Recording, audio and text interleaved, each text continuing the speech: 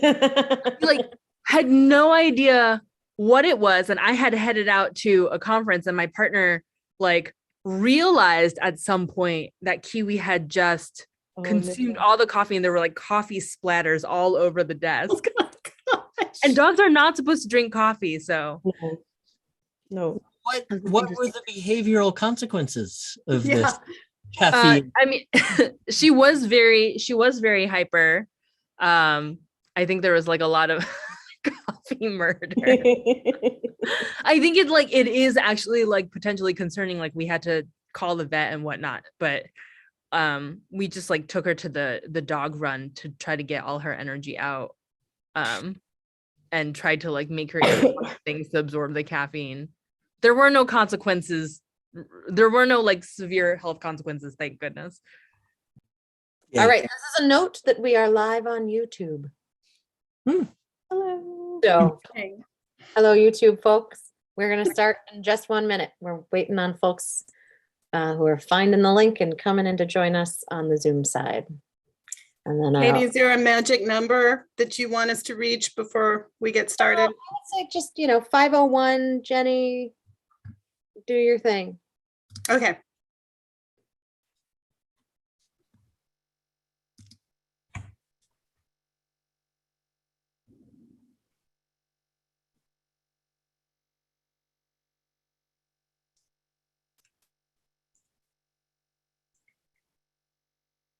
Okay, I believe it's 501.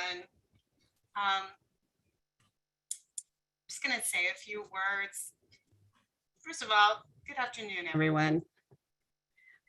I just want to say something before we get started. As we honor the legacy of Dr. Martin Luther King Jr. today, we should take the time to be mindful of our own contributions to his vision.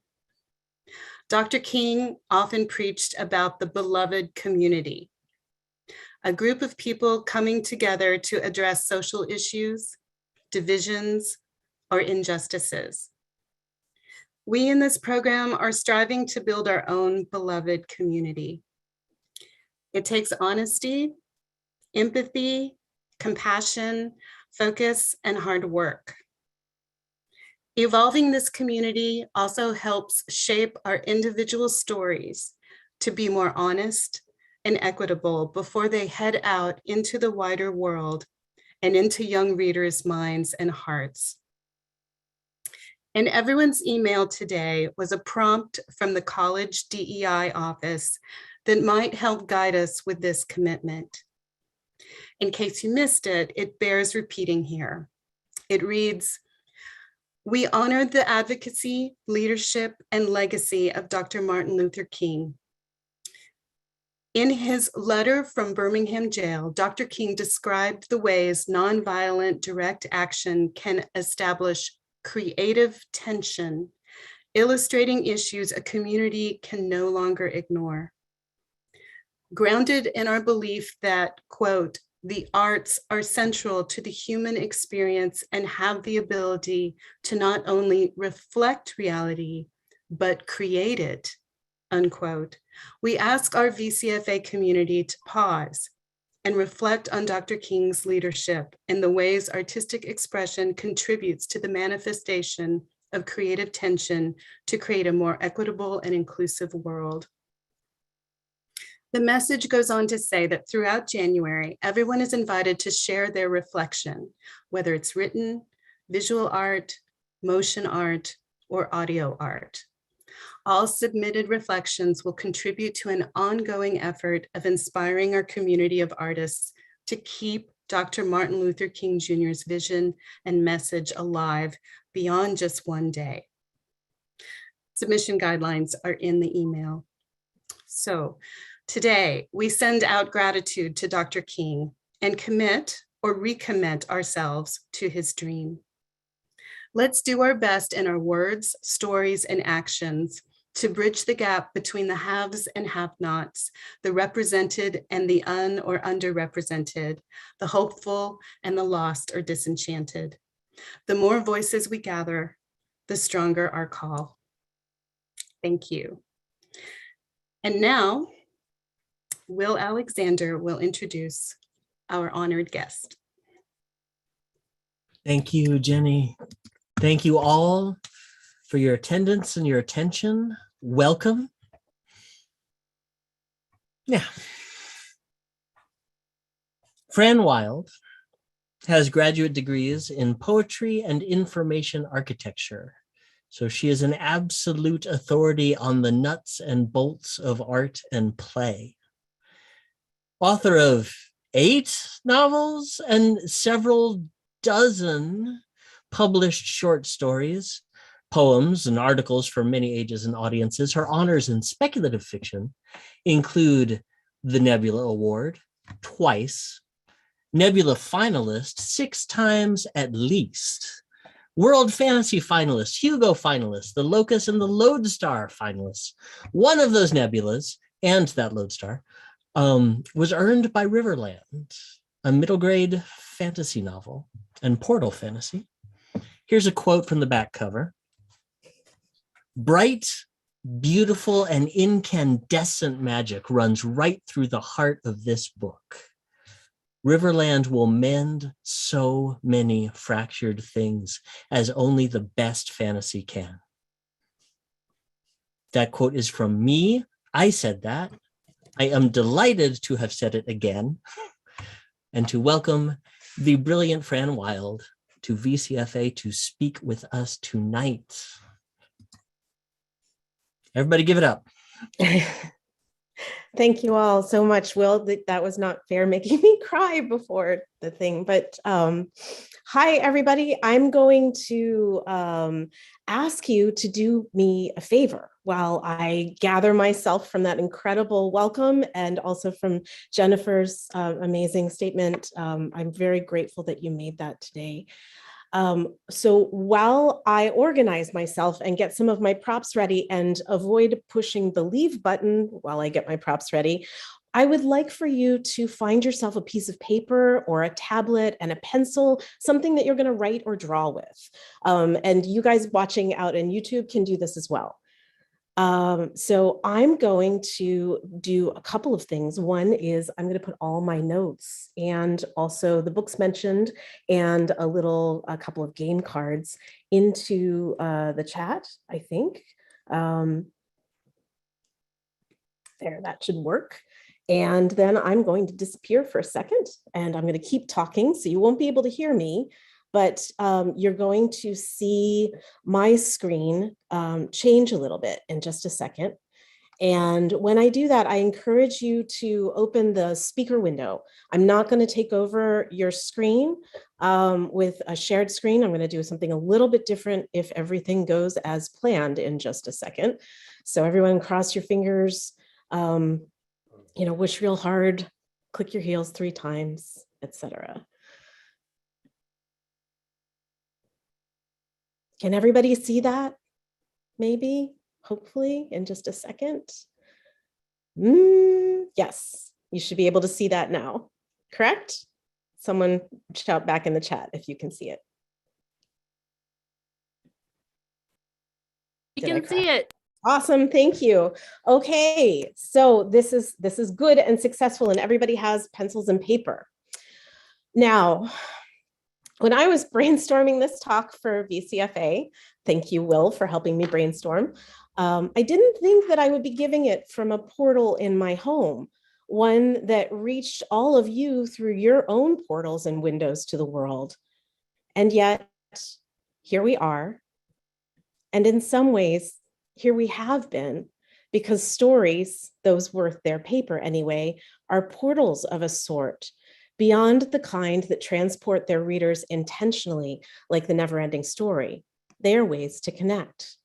And so here I am coming through in my own little portal to you. Whew, it worked, okay. in case there's a bandwidth hiccup, because I know this is a slightly unusual way to do things, or if you prefer to process information beyond the video, I have made my lecture available in the handout along with a list of books and texts I should be mentioning or may mention, plus a creative deck for portal narrative brainstorming, which is something that we're going to get to at the end. But you can use that because I sort of come equipped, I'm a rolling calliope of swag, and there is always a game involved. So I've attached a game to my handout. So a little programming note for processing. This lecture is intended to be 45 minutes long with a couple of creative stretches plus Q&A. And this is, again, your reminder, or if you're joining in late, to open the window, the speaker's window, as wide as possible. So hello. As Will mentioned, I am the author of books and stories for children and adults, including multiple portal narratives. And at one point, I was a game designer and a programmer as well. Games, too, are portals. Throughout, I've used map making as a creative process, including for my own portal narratives, this one right here for Riverland. Because we are newly met, I should warn you that in addition to committing random maps and doodles, I pun all the time. And I make frequent references to fountain pen esoterica and have a very loud dog named Luna who will probably make herself apparent at some point. What I'm hoping with this lecture is that whether or not you've worked with one before, you'll emerge with inspiration, ideas, and maybe even a map to your own portal narrative. So let's begin with a definition of terms. Portal narratives, and I'm using that term in lieu of the more common portal fantasies because while I'm primarily known as a speculative writer, and most of my examples today will be speculative, I don't feel like the speculative should be stuffed in a box, only available for use if you have the proper sparkly oven mitts and rose-colored goggles, though those are great. So, portal narratives are those stories where a threshold is crossed from one place or time into another. A portal is a magical threshold that transports a character and a story from here to there. Those are the two big definitions that most everybody agrees on. I'm going to get myself bigger for a second because I can do that in here. So academics and writers and adults in general differ about the rest of the rules and requirements and purposes of the next part. They may say things like a portal fantasy creates immersion through transformation, which is correct. And portals tend to appear when characters are bored out of their minds. And okay, that's from Maria Tartara's Inventing Portal Fantasies, which is very good. It's from Marvels and Tales, Wayne University Press 2020. If you could see the rest of my footnote here, you would understand that footnotes are amazing portals into the academic disagreements and shots fired region of literature. Sometimes writers and critics also say things like psychologists will have a field day with the dangerous looking glass kind of world that exists alongside the real one. That is actually a favorable review of from the Times Educational Supplement, August 2002 of Neil Gaiman's Coraline. They also occasionally invoke terms like windows to adventure. It's thematic, the bigger and smaller thing. Kids know that those doors and windows to the new and unknown, where rules can be topsy-turvy and things feel vastly weirder, including larger and smaller, those windows and doors are everywhere, every time a child starts something new. This isn't escape. This is the door opening to nursery school. This is the first trip to the grocery store, the beach, the doctor's office. This is your body changing or not changing. This is the space filled with rules that you don't yet understand.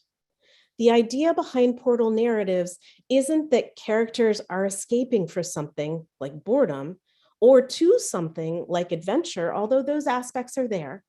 And it's not that portals allow for engaging in topics that are otherwise considered dangerous, although there's that too. It's important for me, kid me, and adult me to stress something beyond those quotes that I just gave you. that often goes unexamined, especially in stories written for young audiences. Portal narratives are problem-solving gateways that expand on new experiences. They represent a threshold to a space where young characters can solve small problems, and often while they're doing so, build the tools to deal with or comprehend issues out of their control, ones that sometimes feel too big to address except on the edges of story. What do I mean by this? Well, if you think about portal fantasies you know and love, think of, like, hold a story in your head, the title of a story. Now consider the small and large problems highlighted by those stories. And now consider the means by which the characters emerge from the portal with new capabilities. Think about how, within a world governed by different rules, characters gain both adventure and the opportunity to address the bigger issues without A, real world risk, usually, or B, adults around to get in the way of actual solutions because these adults are too busy boxing them into the known.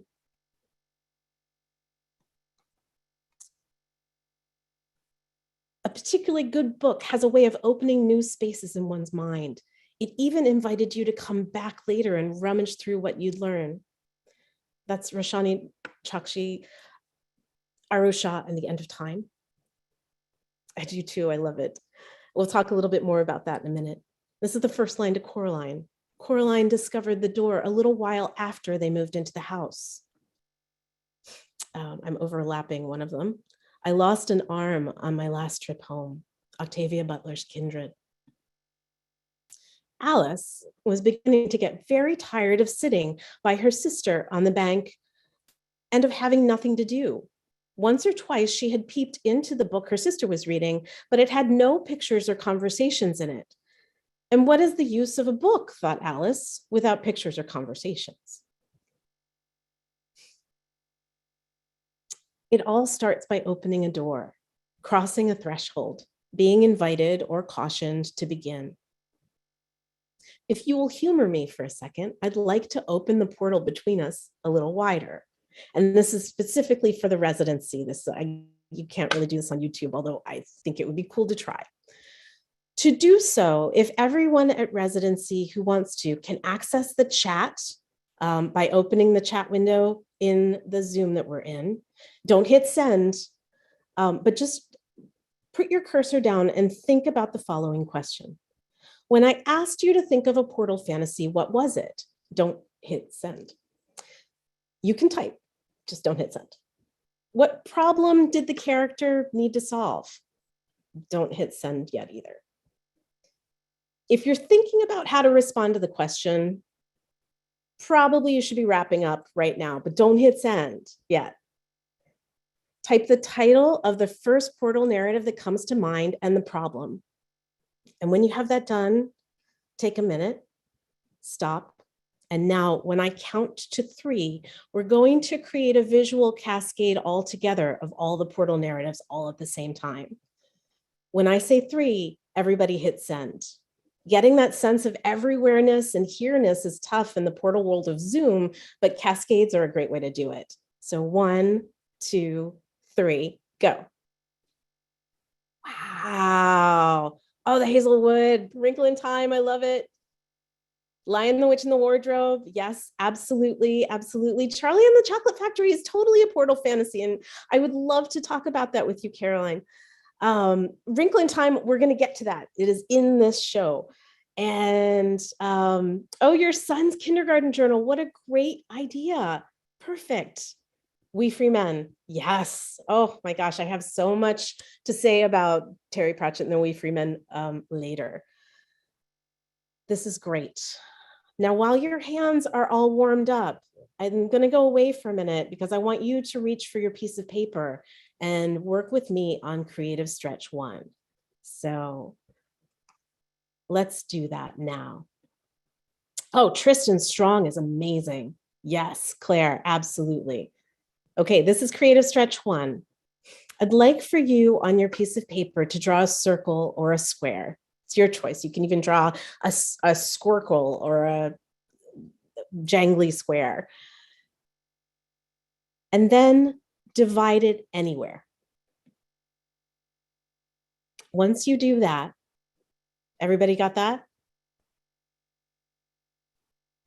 Once you do that, I'd like you to put a "you are here" point in one half of the circle. And then make a few notes around that about where you are in your current space, about what surrounds you, about what you're thinking about.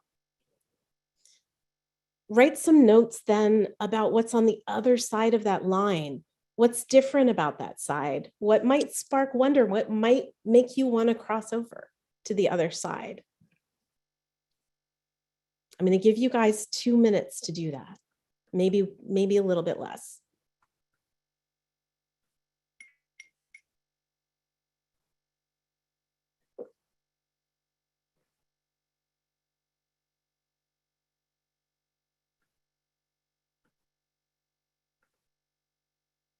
Yeah, I'm just going to give you 1 minute.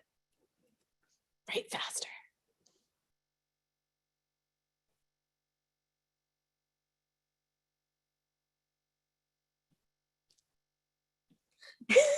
Emily.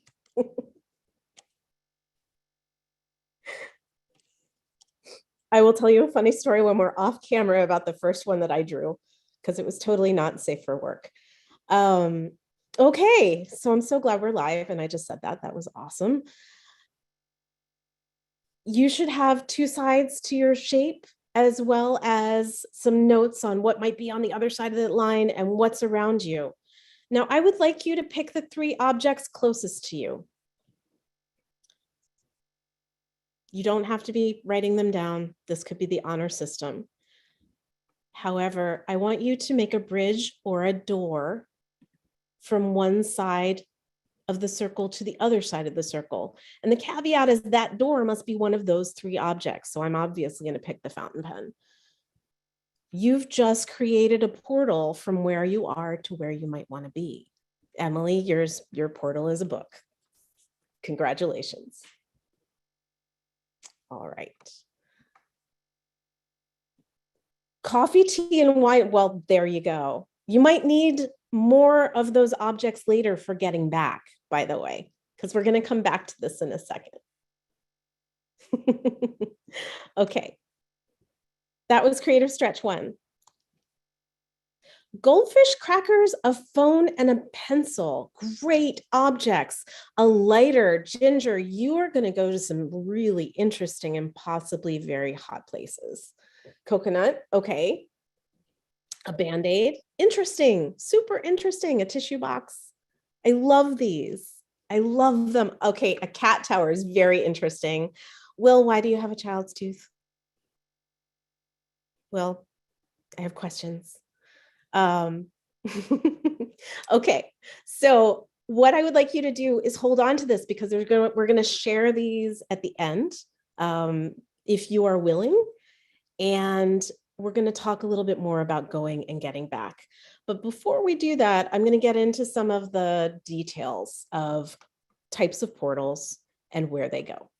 And I'm going to move myself so that I'm not overlapping the text, because I practiced this, we practiced this. Portal narratives. This is kind of a broad overview to give you some ideas about where you might want to work within your own stories and within the map that you're developing right now. Portal narratives start in a familiar place or time, like your office, and go to another completely unfamiliar place and time, where characters have adventures that they cannot or should not have in the original place. Portals can be passive gateways. They can push or pull you over, or under, or through. They can be falls, flying thresholds. Remember that the darlings crossed the river and the stars before reaching Neverland. They can be tesseracts, lockers, and much more. Really, portals are the prepositions of the physical world. Portal narratives create a sense of immersion and wonder, so the critics are correct, by shifting the reader and the main character simultaneously from one reality to another. In doing so, portal narratives engage transition and transformation within the action of the story. They allow the character, and sometimes the reader, usually the reader, hopefully the reader, to step away from what they know and to adopt the beginner's mind, something that Will talked about at his great presentation at the beginning of residency. The effect is perfectly captured by that gorgeous Wizard of Oz movie transition, which I'm not going to use here because of copyright and YouTube, but you may be able to see it in your mind's eye. The door to the sepia world opening to one of color and singing in good witches and bad ones, right? That's a portal. Wonder is invoked and an invitation to come and see. The commonalities of almost every portal narrative are three. There is a transition point, there is a must, and I'll explain that, and then there is a bigger problem. So let's talk about transition points first. Transition points can be so many different things, and I just tried to list a bunch of them here so that we could brainstorm and think about them. They can be gates and bridges and mazes. They can be whirlwinds, flying, vertigo. Octavia Butler's transition for Kindred is vertigo. They can be holes, falling, tesseracts, wormholes, hedges. I am one of those people that argue that A Monster Calls is actually a reverse portal narrative and it's a hedge narrative. Charlie and the Chocolate Factory is an object-related portal, but it's also a factory-related portal, isn't it? It can be walls and caves, ships, objects, and doors. And let me show you sort of how I've broken some of those things down. The Phantom Toll Booth is obviously a gate portal. Outlander, also a gate. The Wizard of Oz, the girl who circumnavigated fairyland in a ship of her own making. Whirlwinds, Peter Pan flying goes into whirlwinds. A Blade So Black, Alice in Wonderland, Gravity Falls, one of my favorites, and A Wrinkle in Time are all sort of hole-related portals. Stardust is a hedge portal. It exists sort of over the hedge. Yes. Pan's Labyrinth, you could argue, is sort of a walls, caves, and hedge portal, fantasy, not fantasy, totally terrifying, and A Monster Calls. Haroon and the Sea of Stories and Heidi Hellig's The Ship from Everywhere are ship portals. Object portals, so many of them. Through the Looking Glass, obviously the Looking Glass. Arusha and the End of Time. Sal and Gabby Break the Universe, a locker portal, among other things. Labyrinth Lost, Where the Wild Things Are. Yes, exactly. And then you have game portals and book portals like Jumanji, The Never Ending Story, Karuna Eyes, The Gauntlet. And then there are door portals. And this is the point where you stop me and say, hey, wait a minute, Fran, doors are objects. Why? And I'm like, did you get a load of how long the objects list is? We're going to just give me my doors. The Chronicles of Narnia is a big one. And I saw that come up on a lot of people's lists for a door category. Monsters, Inc. is another. And Coraline is also another. Sarah, I see you. Yes, Injury, The Cat in the Mirror is one. That's a little bit caught, that is such a different category because trauma as a portal has additional layers to it. And I've engaged with that, and it's something that clarifying that the trauma doesn't create the transition is really important, especially with Kidlit. Because there's a lot of psychological stuff that goes along with that. So, and I'm happy to talk about that in the Q&A. So the first part of what we are talking about, that three things that appear in most portal fantasies, transition points, got it. So let's talk about the goal or the must, which comes next. Meg and Charles Wallace, what do they need to do? They must find Mr. Murray, right? And in Narnia, Lucy, who is beset by older siblings who won't listen to her, and one brother who lies about just about everything, including food, wants to help Mr. Tumnus. Arusha must undo the lighting of the lamp that stopped time and trap their family. Yes, Emily, exactly. They must save their dad. Wendy must help Peter with his shadow. Milo just wants to see what his new car does at first, but in the end, he must rescue two princesses. As they negotiate the must, everyone who enters a portal is working through a landscape of problems in order to fix things, and usually to get home.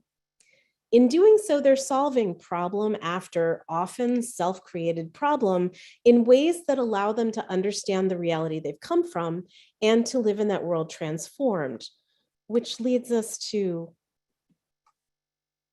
the unsolvable part of the problem-solving exercise, the bigger problem, one that may be too big for the main character's current world or state. Sometimes this bigger problem is too big to be solved, like growing up in Peter Pan, or war in Narnia. Sometimes it's connected with the must, as in A Wrinkle in Time, find Mr. Murray, save the world. In contrast with the must, however, what the main character will hopefully work out the ways to get through to what they need to do, the bigger problems are often unsolvable within the parameters of the story or the character's arc. And that's what's important about them. Because the fact that unsolvable, or at least highly complex and large problems exist, portal narratives are here to tell their readers that's okay. It's okay because the portal world offers an opportunity for adventure, agency, and learning, i.e. problem solving. And because that portal world may provide ways for the main character to transform into someone who can manage that bigger reality through solving smaller problems.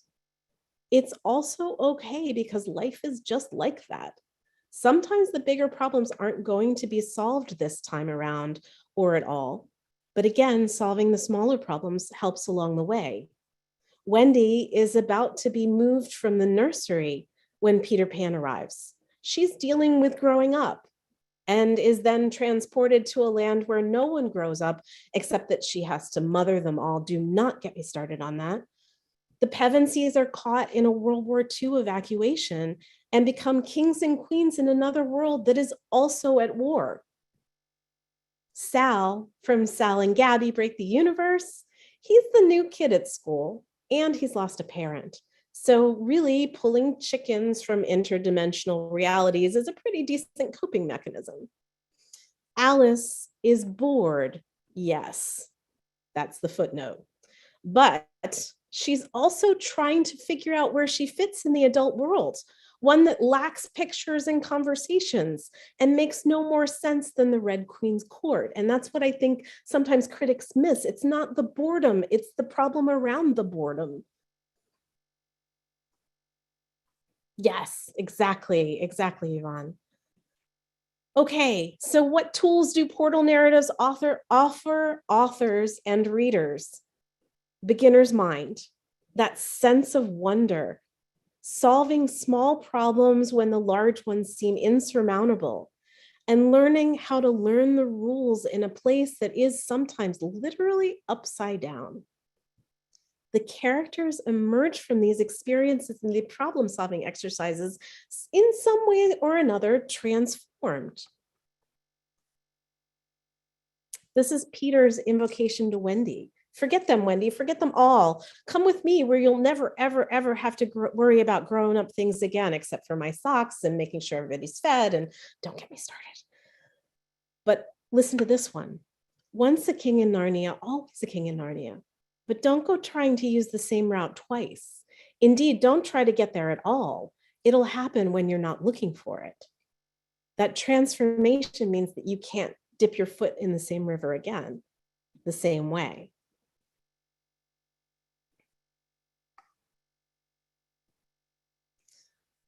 So that's the one last problem that I didn't include in the 3, because getting back sometimes involves the same tricks. Sometimes you have to find a magic pair of shoes, which is yet another problem-solving exercise. Sometimes you just wake up and you're back.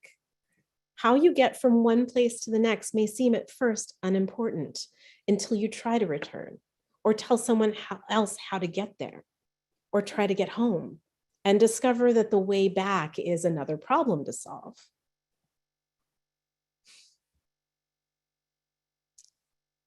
Remember the portal narratives that you suggested initially in the chat cascade?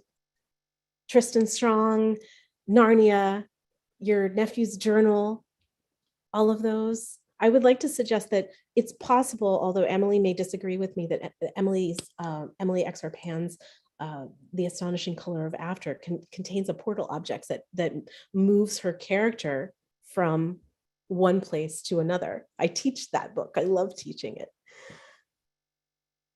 I'd like you to think about the portal narrative that you suggested initially in the chat cascade, and think of some examples from that book regarding how the characters or character is transformed, and then type them in the chat. And yes, you can hit send.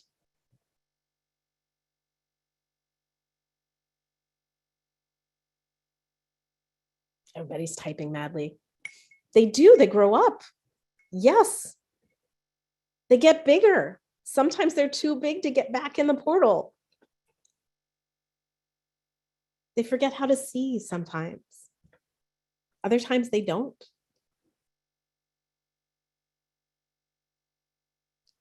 They become closer as a family, absolutely. They learn how to be who they need to be. They gain an understanding they didn't have before, become braver. Dorothy actually, yes, Dorothy is a great example. She learns to appreciate her own life and the people around her instead of wishing to be somewhere else. They process something that they've been grappling with. Yes, often. They subvert authority and find companionship during adult prescribed quiet time. Yes, and Where the Wild Things Are does that too, doesn't it? Tristan, from Tristan Strong, learns the power of storytelling and learns to mourn his friend, to accept what he cannot change. Tiffany Aching, they accept responsibility. My favorite. Also, the best line ever is put the sheep down. Coraline shows her parents how to pay attention. And she figures out how to do that, not with, the right kind of help necessarily, but with help. Okay. So let's look at your portal maps again.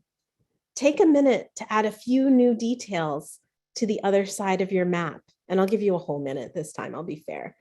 Think about what real world rules you would flip upside down and what is okay to leave unsolvable or unsolved.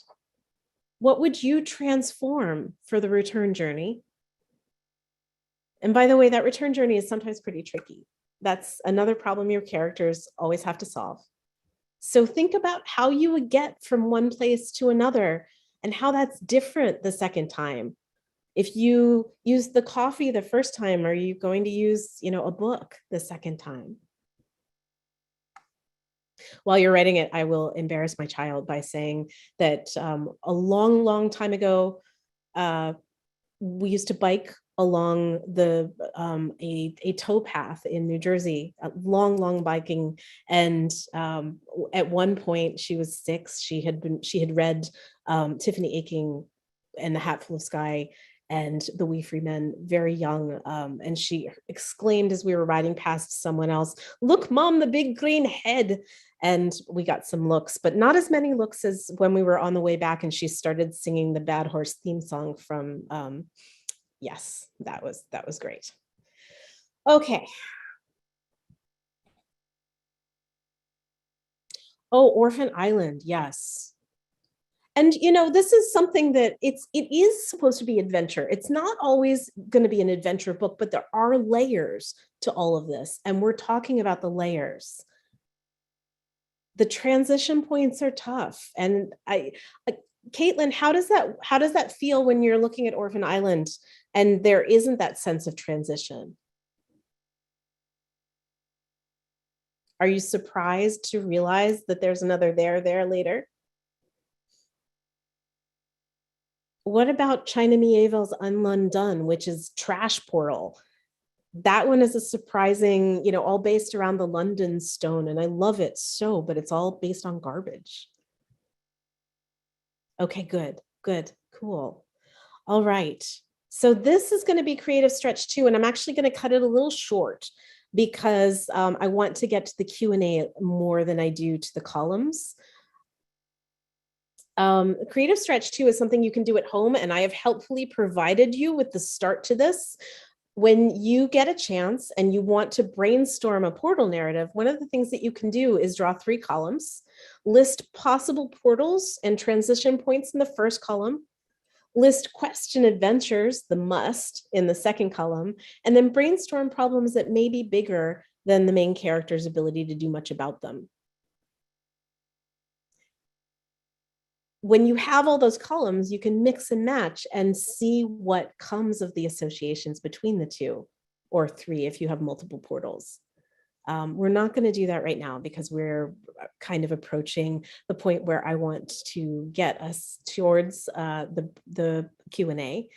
But I do want to leave you with another few thoughts. And those, I promised everybody who came to the reading last night that this was going to be portals and maps. So I want to talk about the latter for a second, because we have lists and we have columns and you have your initial map for your portal.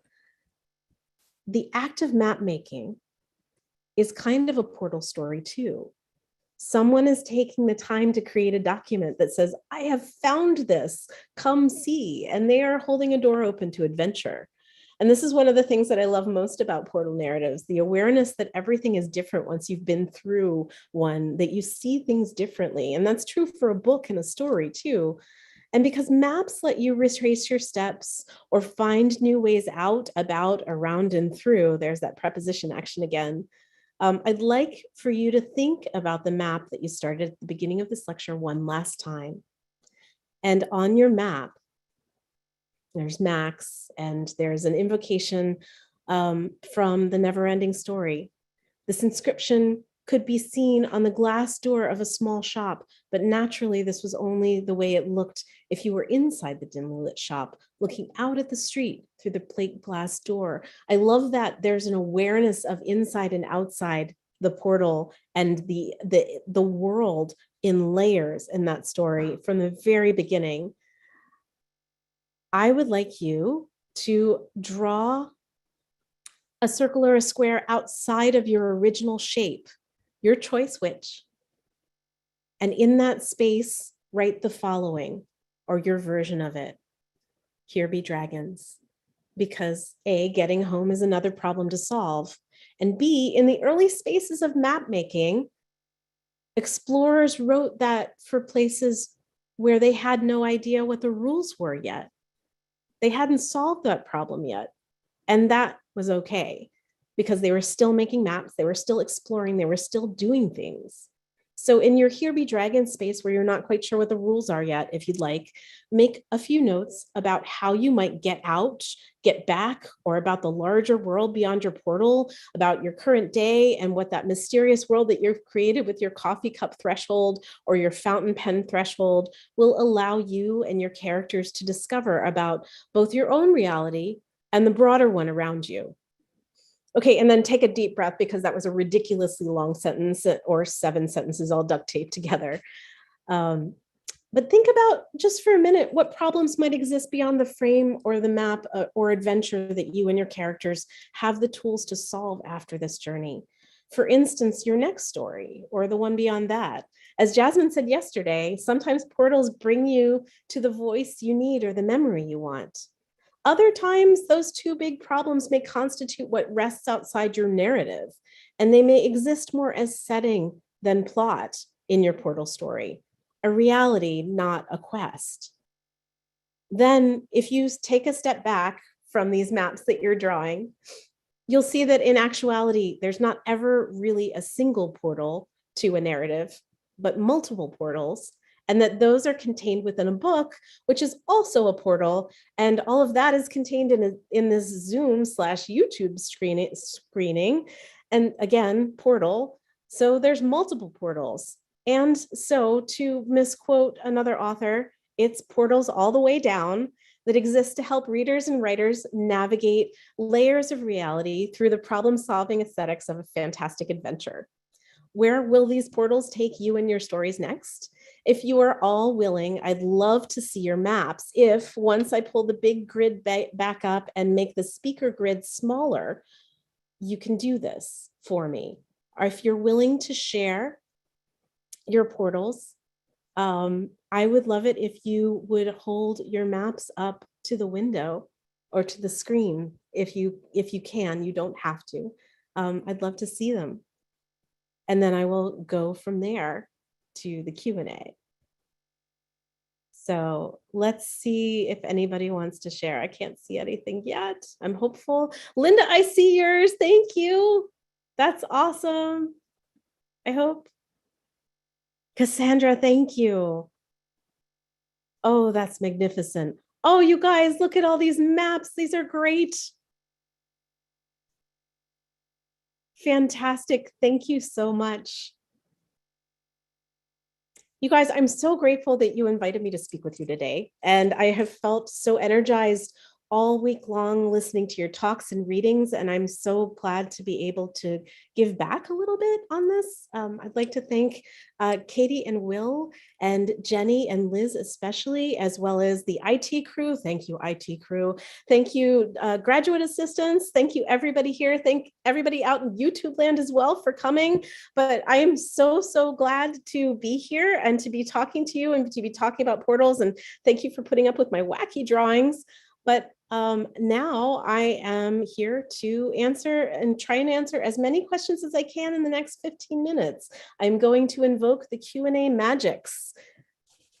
Magics are invoked, and I am here, and I am cutting and pasting them as we go. And the very first question that I saw was, are there some examples you can give where traditional portal narrative is subverted? Yes, and I gave a couple of those. One is a monster calls.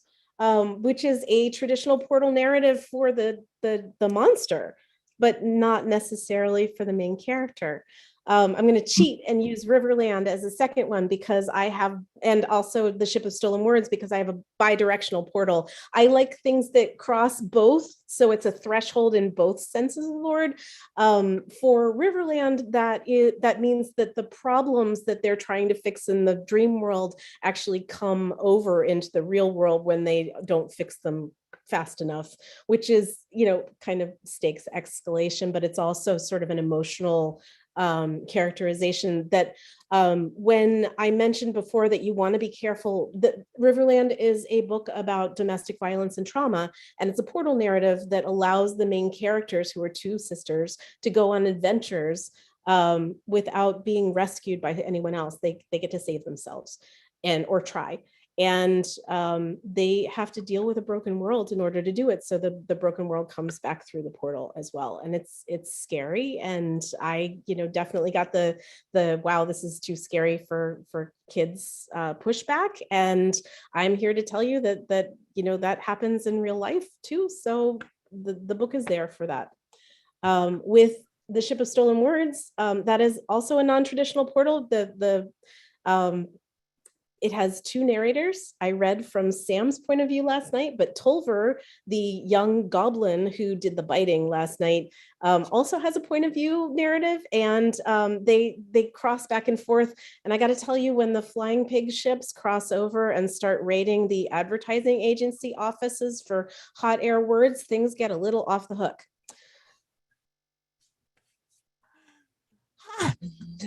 Next question is multi-part.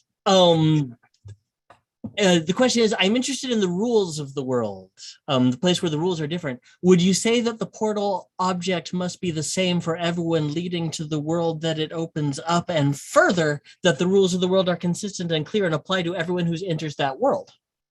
Well, that depends on whether you would like to write a short one-book thing, or whether you would like to write multiple books, or a game, or something that goes on for a long time. In the case of The Lion, the Witch, and the Wardrobe, the first portal was the wardrobe, but that wasn't the case for the rest of them. You remember the last portal was the train. And in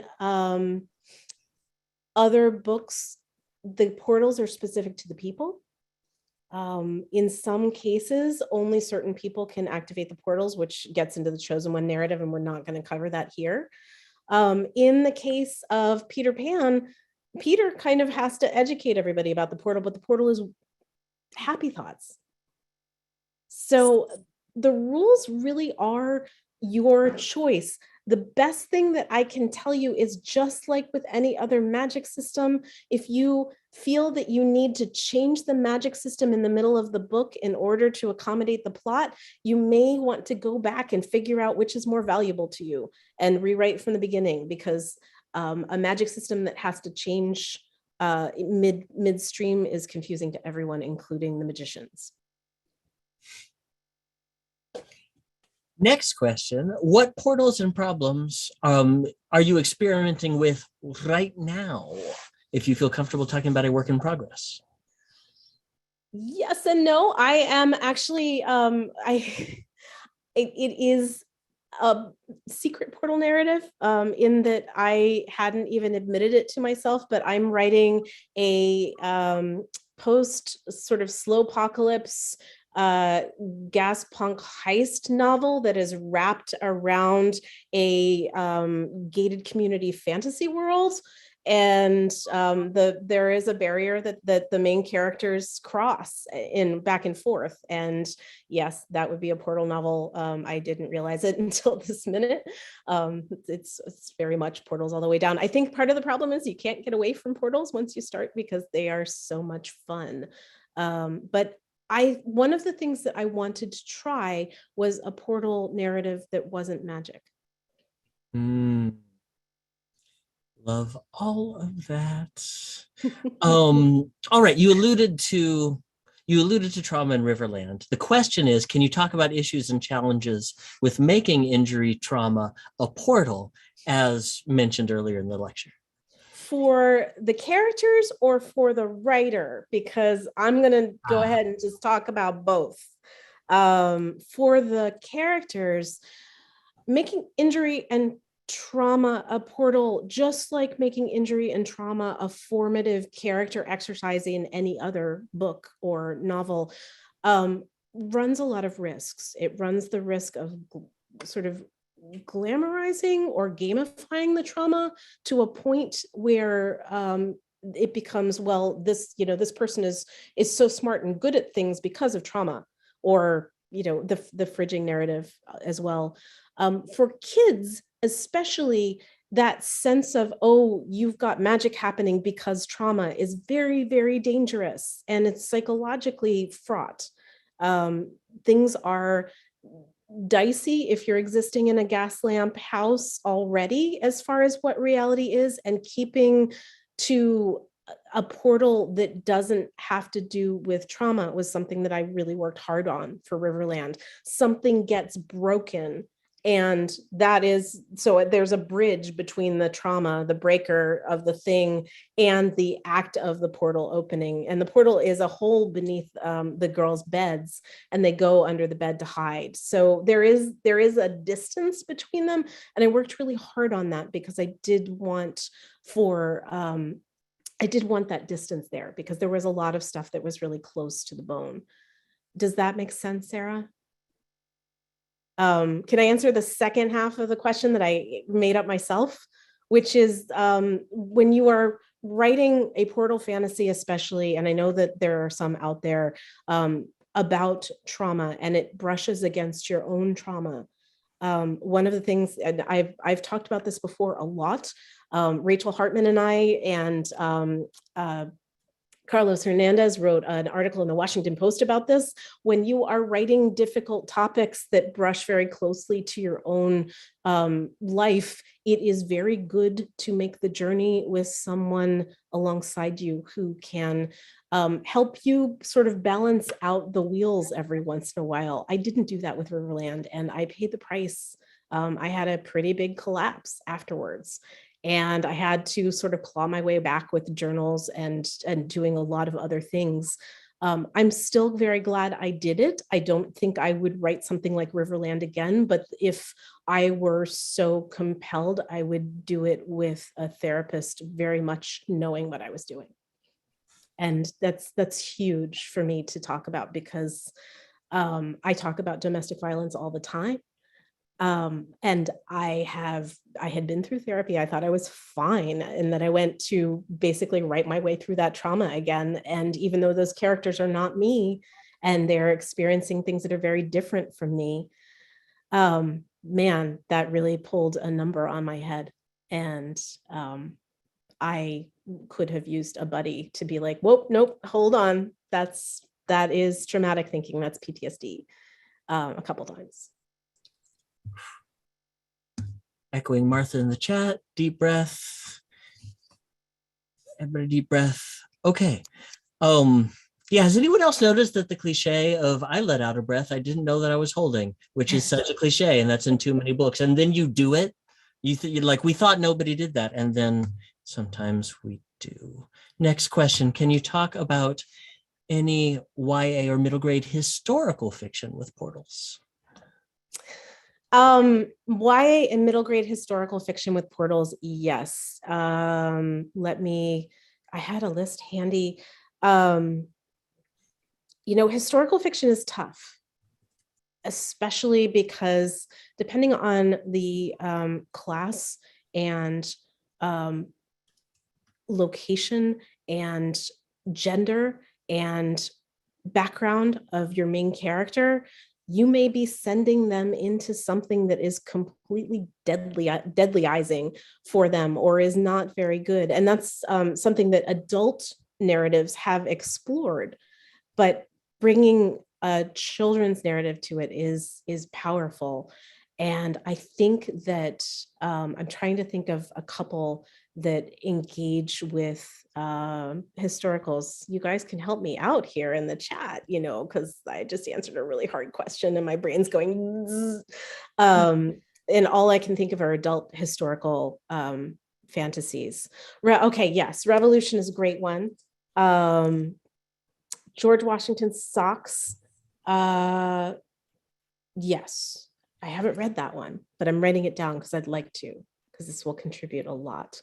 And also adult examples. I mean, we have grown-up brains and we read grown-up books and then we translate them into kid books later. So I mean, Kindred is right up there with, that is engaging to read on so many levels. Time travel and portal narratives have so much in common. Yes, The Time Warp, The Long Way Down. Yes, I haven't read the Devil's Arithmetic yet, Uma, but I am going to. You ready for the next one? Yes. All right.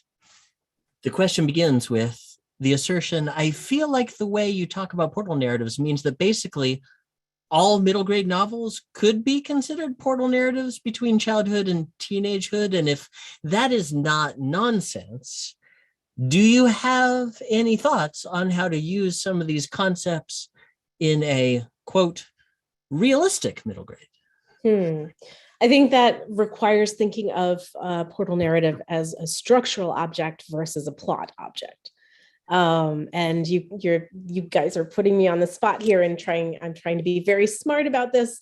But I think, we're all, what I said before about that open door to the first experience and the new mind and the come see, there's portals everywhere all the time. And books are absolutely, if they are immersive and good, you're going to emerge a different person from the book than when you sat down to start to read it. So I was totally serious when I said it's portals all the way down. Every experience that you have that transforms you as a portal.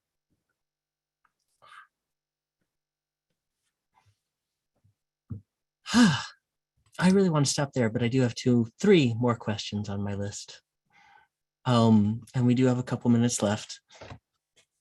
Do you have any tips on doing portal narrative set in 2 worlds in which neither of them are our world? Ground the reader. Give the reader something familiar that they can understand. This is tough sometimes, especially when you're dealing with, out in space, wormhole, tesseract, suddenly you're on a planet. Ground the reader. Will gave us an excellent example of that. That wasn't a portal narrative, but you gave us the juggling octopus. And I was like, I'm there. I'm right there. Just ground the reader in something so that when you start changing things on them, they know and care about stuff already so that you don't lose them in time. Think about, this is not necessarily place, but there is, and this is, I'm going to do that teacher thing, you guys, where the teacher refers to a show that existed before you were born. And I'm sorry this is annoying, but this is actually a great example. There's a show called Sliders. You can Google it. It exists on the internet, and this is Love Sliders. And they were going from place to place to place, but it was also a show about found family and surviving. And each of those times was grounded in one character's story or another. So the temptation is to get really obsessed with location and the magic of the portal. And I get it. I'm a gamer. I am the person that goes into every game and starts punching flowers and opening doors and going, what does this do? And I'm that jerk that has like 6,000 pounds of armor in my pack and I'll be moving super slow. But that's not story. That's just setting. You've got to engage with the story, and the story is going to help ground your character, no matter where you are or what place you're coming from or going to. All right. I think we are now at this very moment at time. So I'm going to call it. Fran, thank you for your insights, knowledge, wit, courage, and vulnerability, and all of the places you just whirlwind us through. Thank you. Thank you so much. Thank you for your time and attention, you guys. It was such a pleasure. I'm going to try and come to the write-in tonight as well, but and the reading and all of the other things. But I really, really appreciated being here, and I appreciate VCFA so much. Can somebody grab the chat for me so I can read it? Because I was like, my notes were blocking it and I missed everything. It will be done. Thank you. That is the first time. I've never given that lecture before in my life. That was the first time I've ever done that lecture. So that was Hey, that was